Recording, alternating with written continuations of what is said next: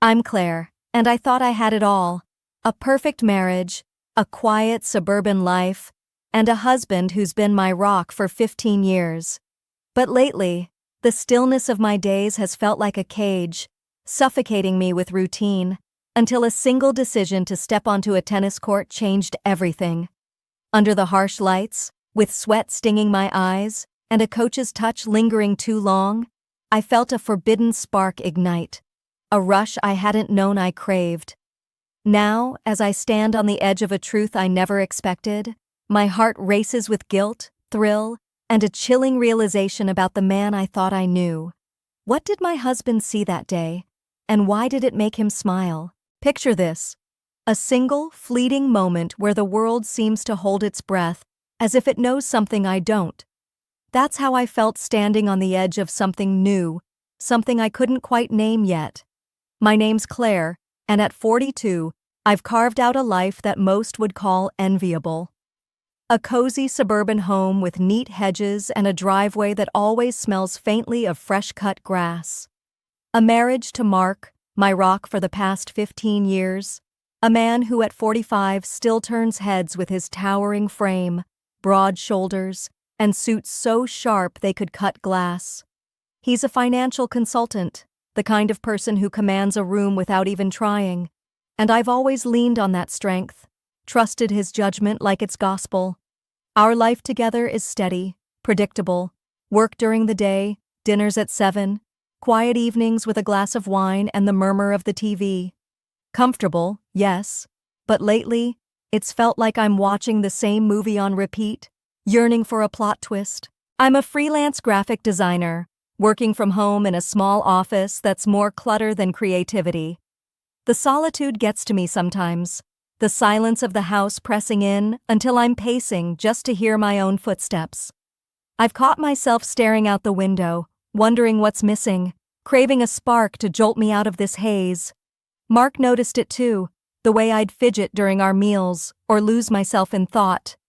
One night, over a plate of grilled salmon, he looked at me with those steady hazel eyes and said, "Claire, you need something for yourself. How about tennis? It'll get you out, clear your head."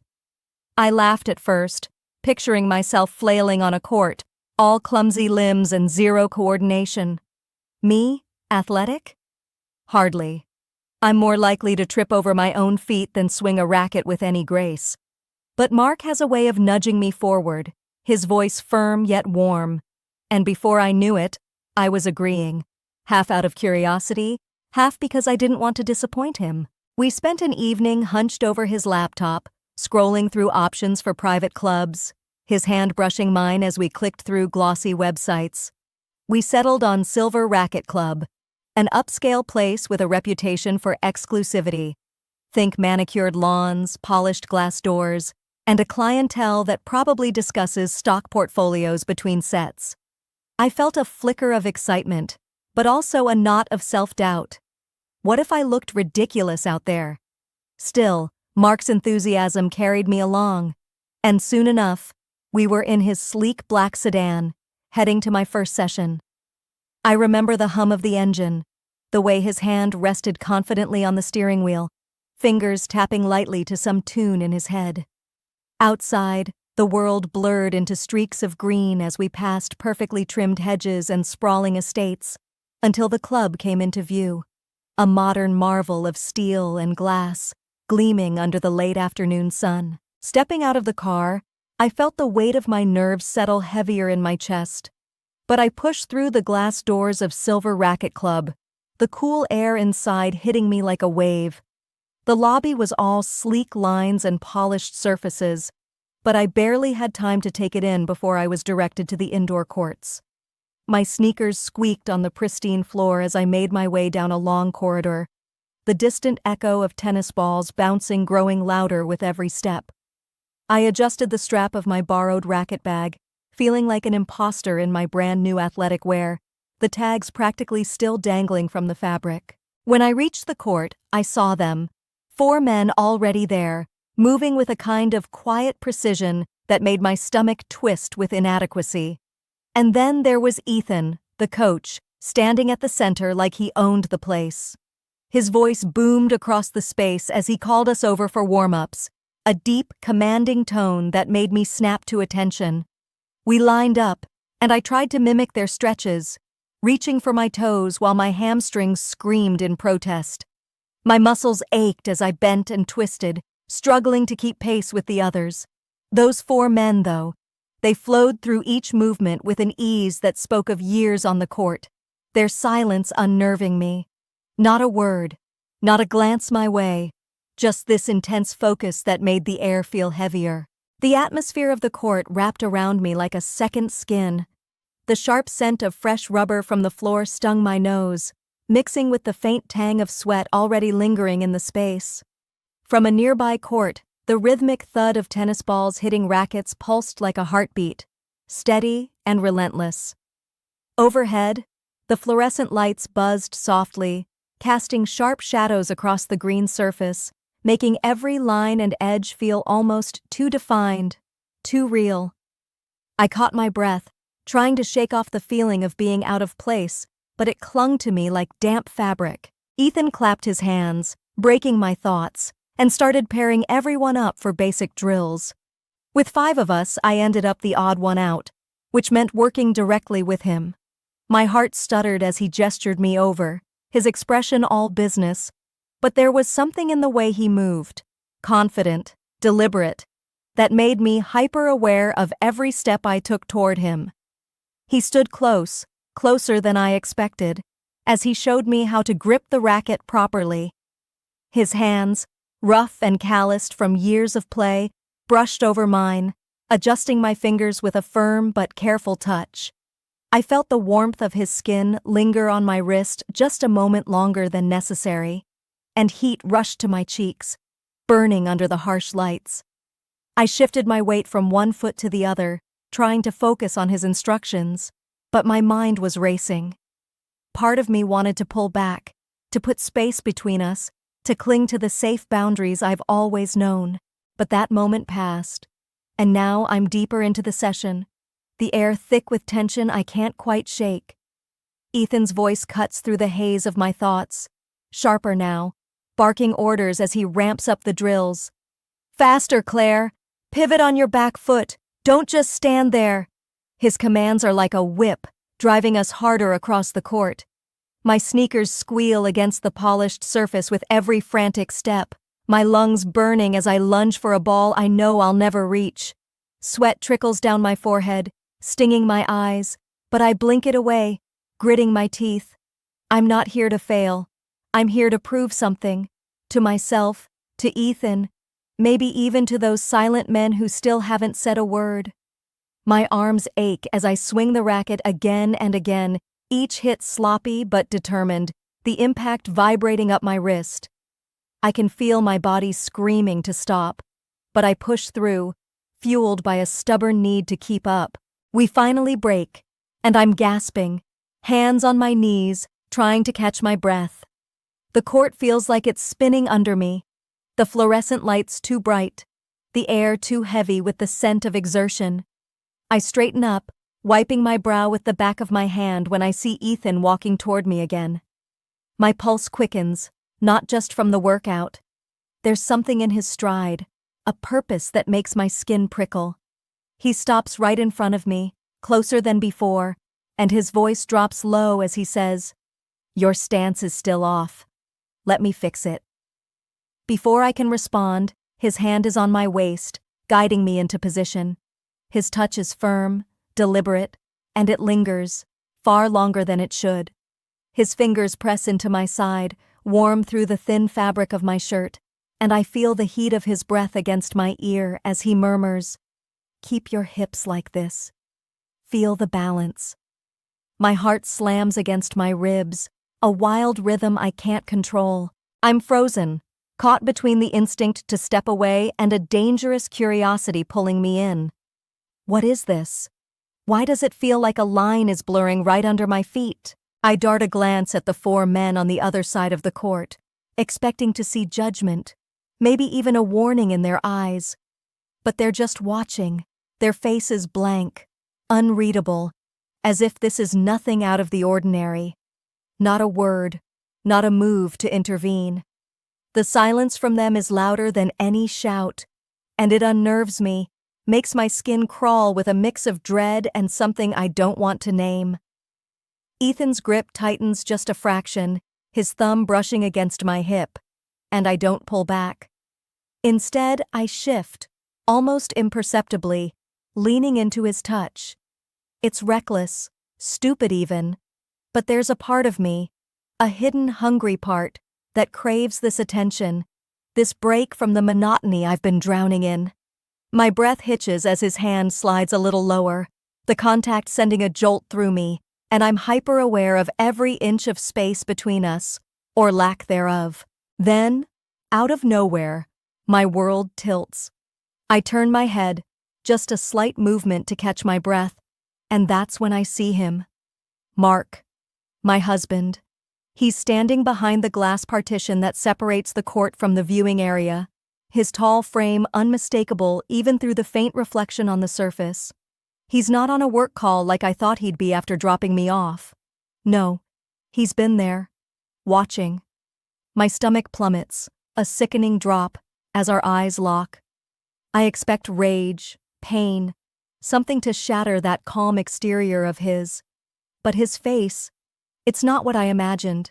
It's composed, eerily so, and there's a faint curl to his lips, a smile that doesn't reach his eyes but chills me to the bone.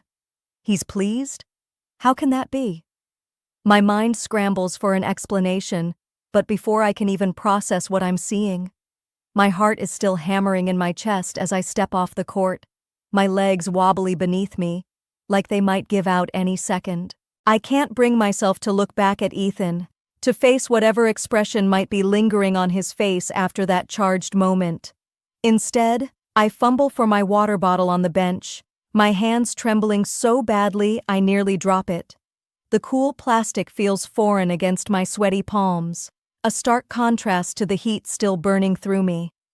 I take a shaky sip, the water doing little to calm the storm inside. Around me, the other men disperse without a word, their footsteps fading into the background, their silence heavier than ever. Not a single glance, not a murmur of acknowledgement about what just unfolded. It's as if nothing happened at all, and that absence of reaction twists something deep in my gut. Am I imagining things?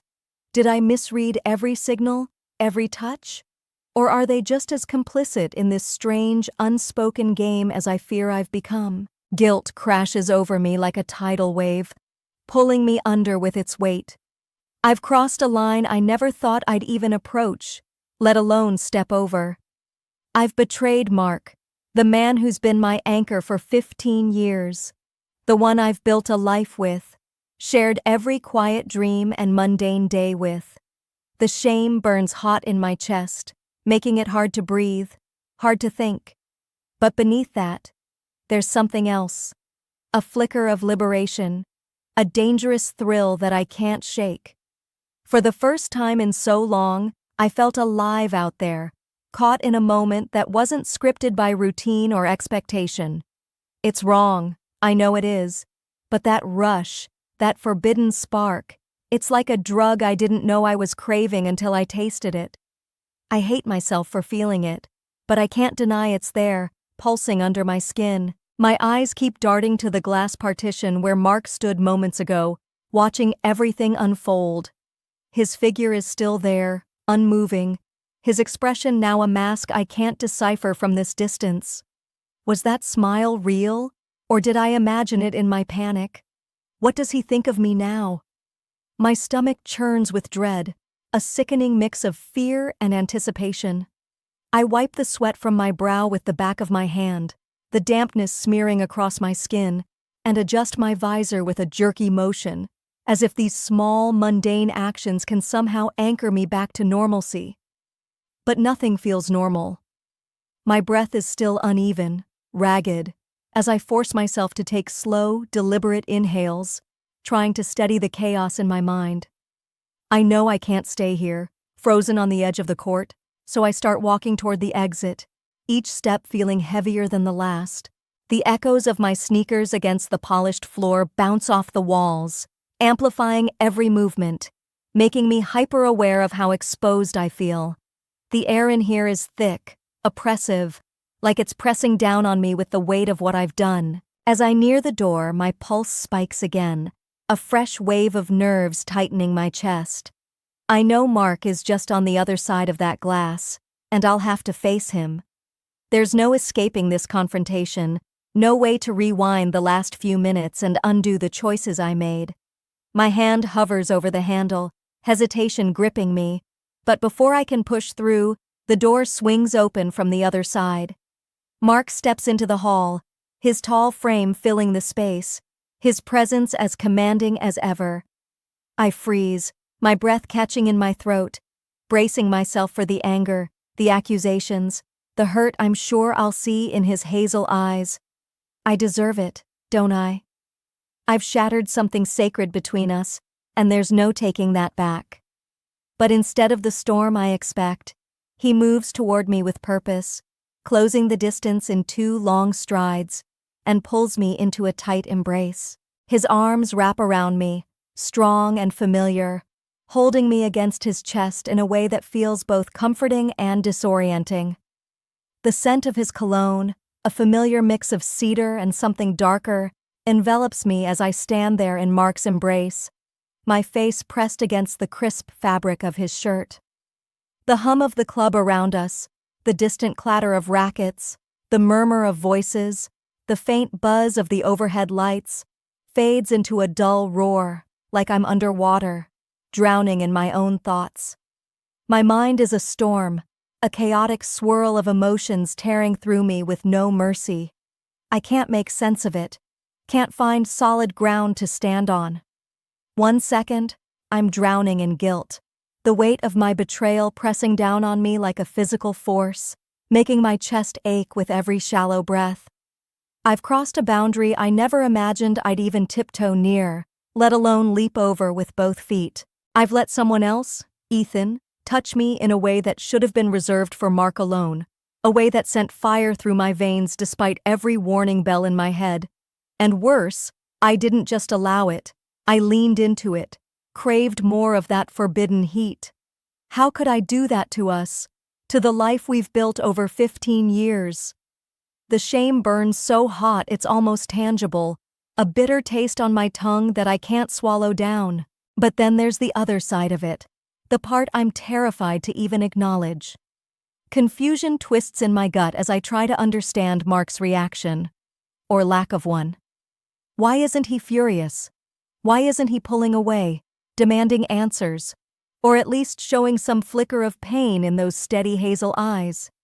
Instead, he's holding me like nothing's changed, like he didn't just witness me unraveling on that court in a way that should have shattered everything.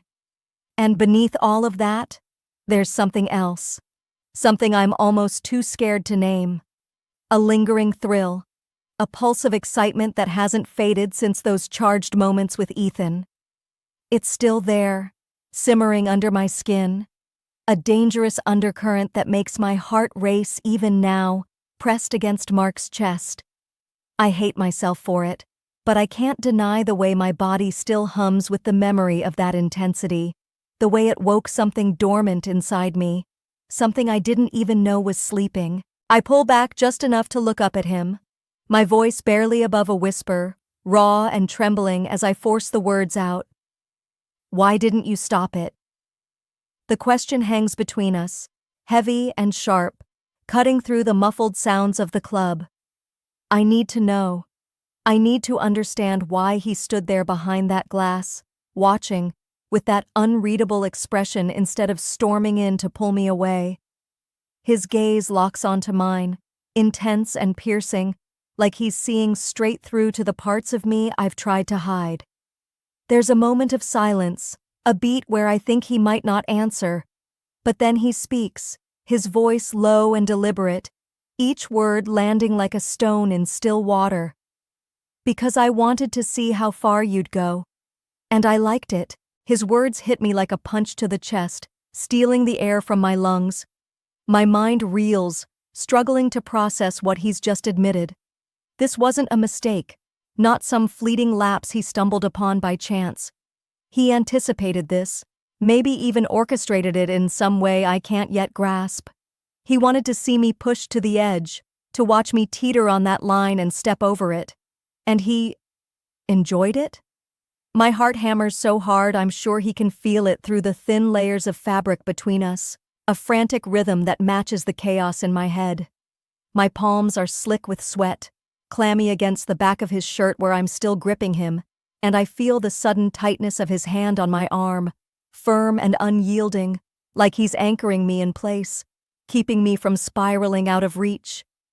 My skin prickles under his touch, a mix of nerves and something hotter, something I don't want to name but can't ignore. In that moment, standing there with the weight. As Mark's words echo in my mind, I feel the ground shift beneath me, like I'm standing on the edge of a cliff I didn't even know was there. We don't say much after that. There's nothing left to unpack in the sterile hallway of the Silver Racket Club, with the distant thwack of tennis balls still punctuating the air. He releases me from his embrace, his hand lingering on my shoulder for just a moment longer, a silent promise of something unspoken. Then he nods toward the exit, and I follow, my legs still unsteady, my thoughts a tangled mess as we make our way to his car. The drive home is a quiet one, but it's not the kind of silence that suffocates. It's heavy, yes, loaded with everything we're not saying, but it's also strangely comforting, like we're both sitting with the weight of this new reality together. I stare out the window of his sleek sedan, watching the streetlights flash past in rhythmic bursts of amber, their glow streaking across the glass like fleeting thoughts I can't quite grasp. The hum of the engine is a low, steady drone, grounding me as my mind races. I've always trusted Mark to lead, to steer us through life's uncertainties with that unshakable confidence of his. For 15 years, I've leaned on his strength, let him chart the course while I followed, content to stay in the safe harbor of our routine. But today, something changed. What happened on that court, under Ethan's lingering touch and Mark's unreadable gaze? It's like a match struck in the dark, illuminating corners of myself I didn't know existed. There's a hunger in me now, a restless craving for risk, for connection, for something beyond the predictable rhythm of our days. I can still feel the ghost of that heat on my skin, the way it surged through me, electric and forbidden, awakening a part of me that's been dormant for far too long. I thought I'd be drowning in guilt by now, suffocating under the weight of what I allowed to happen. And sure, there's a shadow of it, a faint ache in my chest when I think of the boundaries I crossed. But as the miles slip by and the city lights blur into the night, I realize the guilt isn't as heavy as I expected. It's been replaced by something else. Anticipation. A tingling sense of what might come next, of where this newfound edge might take us. I glance at Mark, his profile sharp against the dim light filtering through the windshield. His hands are steady on the wheel, as always, but there's a tension in his jaw, a subtle tightness that tells me he's just as caught up in his own thoughts as I am. I wonder what he's feeling, what's running through his mind after admitting he wanted to see me pushed to that limit, after confessing he found something thrilling in watching me teeter on the brink. It's a side of him I've never seen, a hidden depth that both unnerves and intrigues me. But I don't ask. Not yet. The silence between us holds too much, and I'm not ready to break it with questions I'm not sure I want answered. When we pull into our driveway, the familiar scent of fresh-cut grass greets me as I step out of the car. But even that feels different tonight, sharper somehow, like every sense is heightened. The house looms ahead, a quiet sanctuary that suddenly seems too small to contain the storm of emotions swirling inside me. I trail behind Mark as we enter, the click of the door shutting behind us sounding louder than it should. I don't linger downstairs. Instead, I head straight for our bathroom, needing a moment to myself, a space to process everything. The cool tile under my feet is a stark contrast to the warmth still lingering in my body as I stand in front of the mirror, staring at my reflection. My cheeks are still flushed, a rosy tint that hasn't faded since the court. And there's a spark in my eyes I don't recognize, a glint of something wild, untamed. I look alive, more alive than I've felt in years. My hair is mussed, strands sticking to my forehead.